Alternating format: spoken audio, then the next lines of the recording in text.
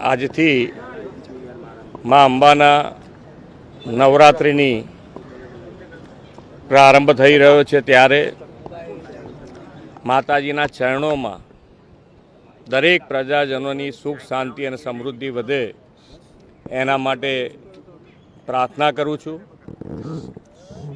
અને વડાપ્રધાનશ્રીએ આજથી જ માં શક્તિના ઉપાસક છે અને શક્તિના ઉપાસકની સાથે સાથે નવરાત્રના પહેલા જ દિવસથી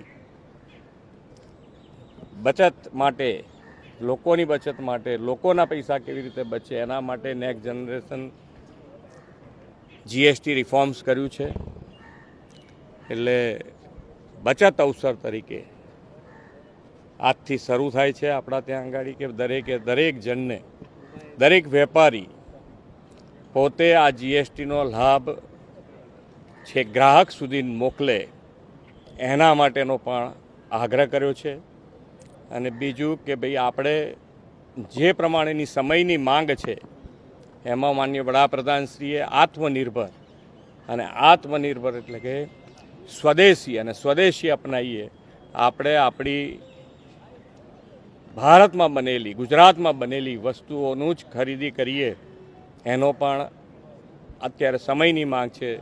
તો એ પણ આપણે આત્મનિર્ભર તરફ વધવા માટે સ્વદેશી અપનાવીએ, સ્વદેશી ખરીદીએ, સ્વદેશી બનાવટ વેચવાનું પણ આગ્રહ રાખીએ. એટલા માટે દરેક જણને આ બધો જ લાભ પ્રજાજનોને વધુને વધુ મળે અને જીએસટીની બચત એમના ઘર સુધી પહોંચે, એમના આનંદ સુધી પહોંચે, એમના વૈભવ સુધી પહોંચે, એ જ અભ્યર્થના.